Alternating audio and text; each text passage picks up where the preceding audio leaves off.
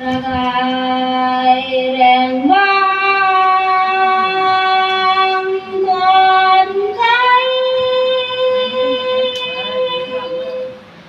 con cái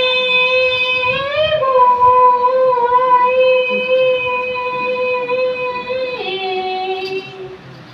thảo văn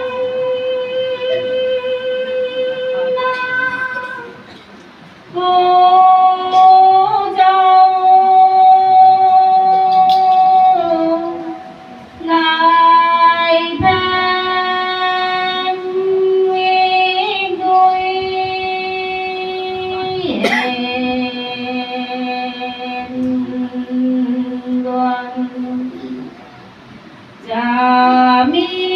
phai ra rất toàn ra ba số tiếng ai vui Gom na ram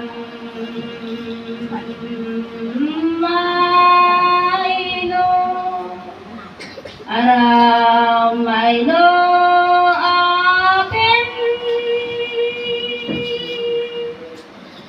xuân thân đình giao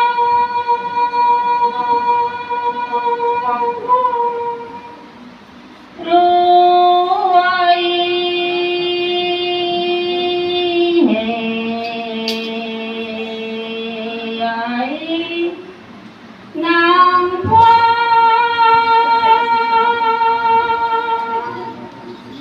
xuân trăng tình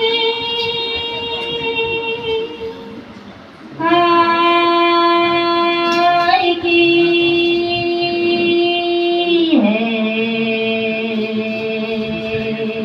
năm rằm mai